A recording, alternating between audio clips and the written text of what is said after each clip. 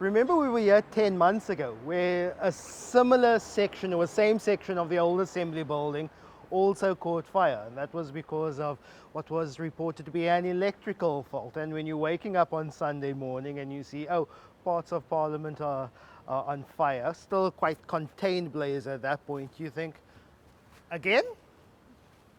But that's what it was until started getting more and more reports of different sections of the parliamentary precinct now catching alight. And it was about later in the afternoon when I started getting worried, switching on and flipping between the 24-hour news channels and seeing, well, this isn't the same electrical fire that we saw last time.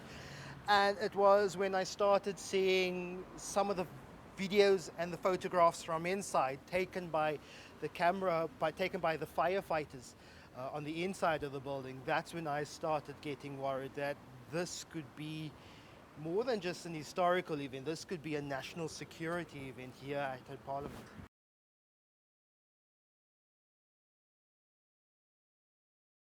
I don't think that any South African would have it held against them to look at what's happened here in Parliament and be suspicious about what's been happening in this country. We look at the July protests, which had social elements but instigated by political motives. And when something like this happens at the seat of a people's parliament, you have to start wondering. And at the moment, we have no answers. We have plenty of questions, and it would be dangerous to speculate. I just think it would be forgiven of South Africans to question the security situation in South Africa at the moment.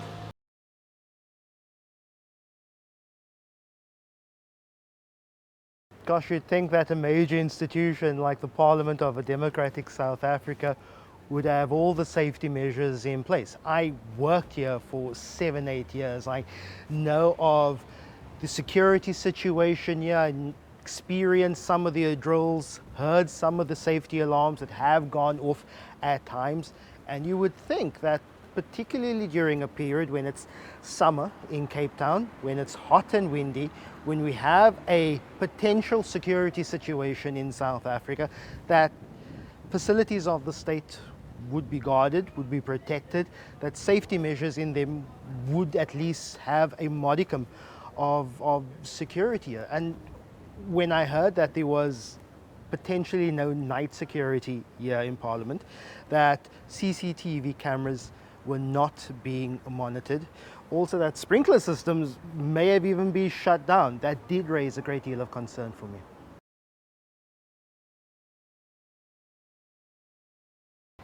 This really is a people's parliament which inherits both the good and the bad of South Africa. In 1994, this was supposed to be an open parliament where people could literally walk in from the streets and into committee meetings where they would then get to interact with the elected representatives. Over the years, that has faded away. You can't simply just walk into the parliamentary building anymore. In order to get a tour here, you have to book in advance, provide your ID number, and wait till there's a booking so you can go with other people. And that is the absolute antithesis of what is supposed to be a people's parliament. When that came about, I don't know, but we have seen that in the Jacob Zuma administration, Parliament became a secure complex. During State of the Nations, rings of steel around this precinct left a bitter taste in one's mouth, not only for access for media, but also access for everyday South Africans who want to see, who want to walk up to these gates and quite possibly see their president stand on those steps when he takes the salute the head of the State of the Nation. For many years, we've not had that here.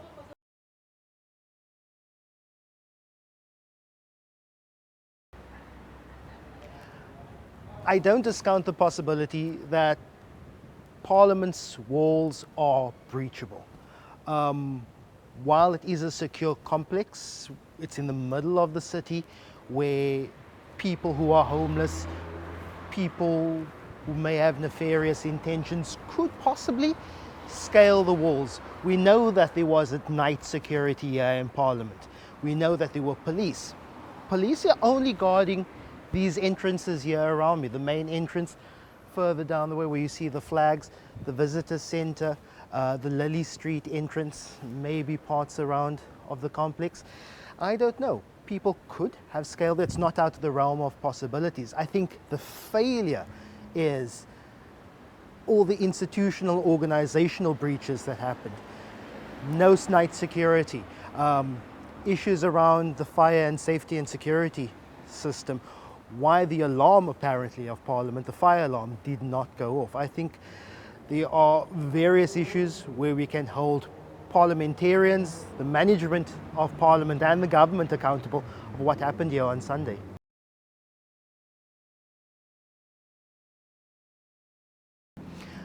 I could possibly give Speaker Mapisan Kakula for only being in this job for a few months. What is worrying is that Parliament has not had a permanent head of security for a number of years.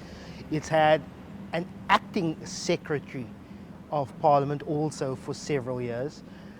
Who is taking those decisions? Who is finally being the accounting officer when things go wrong here? Of course, many people are also laying blame at the Department of Public Works. Yes, Public Works is the nation's landlord. They maintain and they look after all state-owned buildings, but I think we have to ask, where was the actual leadership at the institution of Parliament from a management level? And I think still plenty of questions left. There's definitely a concern of government failures being pinned on what is purported to be a homeless man. We've seen many examples like the UCT fire of not too long ago, where a homeless man was also accused of starting that blaze. That wasn't shown to be true. In fact, that case was thrown out of court almost as soon as it was brought by the National Prosecuting Authority. I see how people could raise issue with a homeless man who seemingly was at the wrong place at the wrong time being accused of this. But that doesn't discount, again, the fact that could very much have been the case, and we wait for the courts to determine on that. But I have spoken to another woman called Venetia Orgel. She, on a weekly basis, feeds homeless people at the entrance of the gardens around about the area where the arch is next to the St. George's Cathedral. And she said when she looked at a television screen and she saw Zandile Mafe take to the dock and take off his mask, she was quite stunned, because she said this is a man that she had seen regularly. She says nothing untoward. She believes he is innocent, but that's not our determination to make. That's up to the courts. Parliament is about people. Yes, it's the tall buildings and the grand architecture, but it's ultimately about people. What South Africans forget, and I think what South Africans don't know, is the MPs inside this building are all friends. Yes, for the last 7 years, we've been entertained by the theatre of the National Assembly. But there are lounges, there are corridors, there are offices, there's maybe even a bar or two inside here, where MPs get together and they are collegial and they are simply South African together. And everyone who works here, from a catering person to the head of security of South African police, to an MP, to a journalist, to a lobbyist who often comes to committee meetings, you get to know them and you get to build relationships. You even get to build relationships with the people who sleep outside here. At the end of the day, these are the most important people who sleep outside on these benches right here. They're far more important than the people inside. And I think that's sometimes something that we forget, that this is a parliament of the people and not a parliament of the elite. And I think if we look at what we potentially may have lost here, I often think of why there was not more an opportunity to open this parliament, to show people this is what we have, this is the shared heritage, the shared history, good and bad, that we can all and that we should enjoy. There's been quite a number of words shared here outside with people who sleep outside Parliament. They see everyone come in and out. They know exactly what is happening inside. They know exactly when the President's cavalcade is coming in here. They know exactly when it's big days and when it's State of the Nation and when it's budget speech. They know exactly what's being debated inside. And we often forget that they often probably know a little bit more about what happens around the parliamentary precinct than us.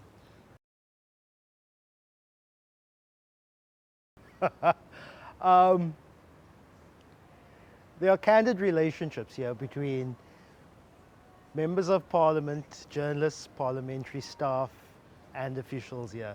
People get along because you have to share this work environment. I met my wife here. My wife is also a journalist for the public broadcaster, and through my reporting here at Parliament, this is where I met my wife. Plenty of significance here. And you remember the late nights workings. After Cyril Ramaphosa was sworn in, I was standing or sitting sort of the left-hand side of Taine's and working late, sun setting, people coming out. It's away from the cameras, away from everyone else, and you see ministers and you see the president, and it's a high as if you're walking into a colleague. It is sometimes sharing a cigarette with an MP in the courtyard. It is gossiping about what MP said what to whom with a parliamentary cleaner. And I think that's what's fascinating about this building. I have had some interesting engagement with MPs, like for example, Pieter Groenewald, leader of the Freedom Front Plus. You know he's a black belt in karate. He's a black belt in karate. And so I was doing a story on MPs and their sporting activities. Found out that Pieter Cronje of the Freedom Front Plus is a black belt in karate, went to the parliamentary gym, and that's where he did a kata for us. And so you find out about the interesting lives of people that you only really read about and see on television. It's quite fascinating. Parliament can sit anywhere because Parliament is about people. What we have lost is our shared history. There is a yellow wood podium inside the National Assembly where everyone from P.W. Botha to F.W. de Klerk, then to Nelson Mandela, to Thabo Mbeki, to Kgalema Motlanthe, Jacob Zuma, and Cyril Ramaphosa have all stood. That's a shared collective history that we have lost inside the National Assembly. One of my favorite moments was, I think it was his last State of the Nation visit before he passed away, Andrew Mlangeni, sitting in the President's Bay, and MPs singing to Andrew Mlangeni and him absolutely taking it in. And that was a really, really powerful moment for me of how, yes, it is a colonial edifice, but we've made it our own. Also, what I'm quite fascinated about, yes, there is tucked away in the National Assembly, tucked away in the National Council of Provinces, is a huge flag, old apartheid flag. Right next to that is a huge Union Jack. It's not in a place of prominence, but it's in a place of context inside Parliament. It tells the history and the story of this building and this institution. Were the first flags flown. First the Union Jack when it was Parliament was established, and then the first apartheid flag to be flown at Parliament. It's in a place of context where we can still take people and remind them this is where we've come from and this is where we're headed in a joined direction. So I think potentially we've lost a lot of heritage, but we've also lost the very memorable moments of presidents, past and present, where they stood. Yes, I used to enjoy walking down the passage of the old Assembly building, and there was a beautiful tapestry, or there is a beautiful tapestry called the Keiskamma Tapestry. It was first installed in Parliament, I think around about 2004.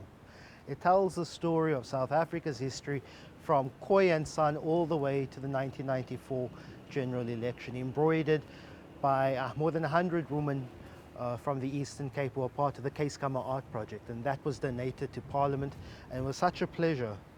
If you're walking in the morning to a committee, you follow the story of South Africa. There was also a lot of contemporary artwork. When it comes to photographs, regularly there was a revolving exhibition.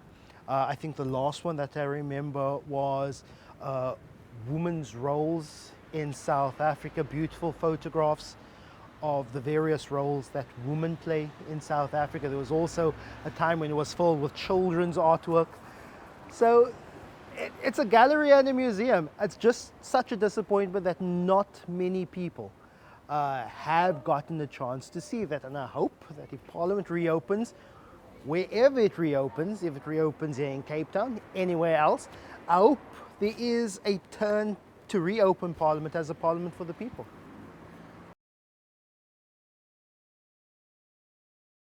I agree with the move in terms of budgetary process to have a single and central national capital. MPs have to be housed here, ministers have to be housed here in Cape Town and in Pretoria, Tshwane, where the executive sits. There is a lot of duplication. So there is a lot of budget that goes to sharing between Tshwane and Cape Town. Whether that will happen anytime soon, I don't think so. It's going to cost a lot of money to build the infrastructure wherever it is decided upon, possibly Tshwane. It's not just a parliamentary building, it's offices, it's accommodation for MPs. There is a point though that says in the still fractured nature of South Africa, maybe it shows a sense of national unity that we can share between the north of the country and the south of the country. I also appreciate that argument. But whether Parliament is in Cape Town, whether it is in Gauteng, whether it is in Bloemfontein, who knows? I hope that it is accessible and is shared by all those in South Africa.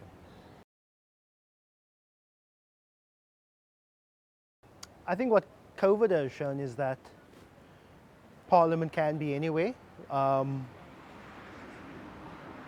Online virtual sittings of the National Assembly debates have become the norm. Committee meetings via various platforms have become the norm. It definitely is possible. I don't know whether the symbolism is lost, the symbolism of people gathering in the same space. I don't know how much South Africans take that on board, whether they care or not. I definitely care about it. I like seeing the symbols of state celebrated. I enjoy SONA, not for any fashion parade. I enjoy SONA because we all get to stand here, and then when the president takes to the podium and takes the salute, the national anthem is played, there's a flyover, and I feel good about being South African. Not just for pomp and ceremony and we're spending money, but we're celebrating and we're honoring being South African. To me, that's important. I hope it's important to other South Africans.